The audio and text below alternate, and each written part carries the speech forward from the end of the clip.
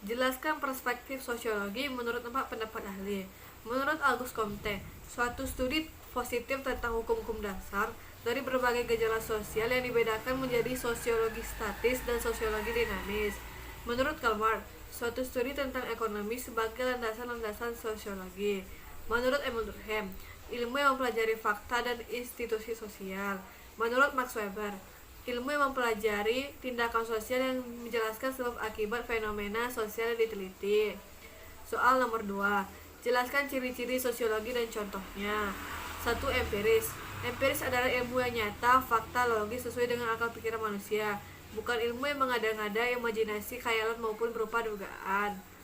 Contohnya, seorang peneliti melakukan pengamatan dan menemukan bahwa penyebab kemacetan di Jakarta disebabkan oleh salah satunya kebiasaan masyarakat untuk menggunakan kendaraan pribadi. 2. Teoris. Teoris adalah ilmu yang disusun dengan data hasil observasi yang akurat, berdasarkan kaidah-kaidah ilmiah yang berlaku dengan melihat sebab akibat atau keterhubungannya. Contohnya, seorang profesor sosiologi membukukan hasil penelitiannya terhadap kehidupan masyarakat di sekitar laut dan hal ini menyumbang pengetahuan baru. 3. Kumulatif. Kumulatif adalah ilmu yang disusun dengan hasil observasi dan lapangan beserta teori-teori yang berlaku, serta berdasarkan keabsahannya selalu diperbaiki dari waktu ke waktu. Contohnya, teori revolusi Darwin dikaji ulang dan dijelaskan kebenarannya bahwa manusia tidak berasal dari kera. 4. Nonetis. Nonetis adalah ilmu yang mengkaji suatu fenomena, gejala maupun secara objektif tanpa mempersoalkan nilainya. Contohnya, seorang peneliti meneliti alasan konflik masyarakat di daerah A dan B tanpa memihak siapapun. 3. Jelaskan perbedaan objek formal dan material. Yang berbeda adalah fenomenanya. Kalau objek formal dilihat dari keruangan, kewilayahan, kelingkungan, dan waktu.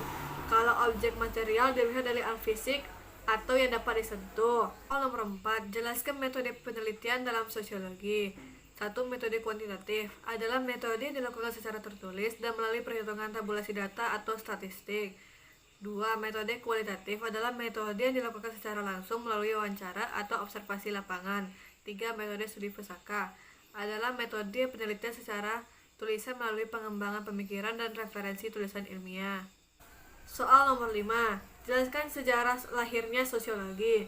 Terjadi pada sebuah bentuk peristiwa yang dimana besar pada masa tersebut, yaitu sebuah revolusi industri yang terjadi di daerah Inggris dan revolusi sosial yang terjadi di daerah Prancis, yang melakukan perubahan sosial yang dimana kemudian terjadi di daerah Eropa Barat. Hal itu kemudian sebuah kesenjangan yang dimana kemudian terjadi pada apa yang diberikan sebuah harapan dan apa yang dimana kemudian ada. Soal nomor 6. Jelaskan 4 peran sosiologi dan contohnya. Sebagai ahli riset, sosiologi menaruh perhatian pada pengumpulan dan penggunaan data. Sebagai pendidik, sosiologi berperan dalam mengajarkan dan mengembangkan sosiologi sebagai ilmu di berbagai bidang dengan memberikan contoh-contoh yang terdapat di masyarakat.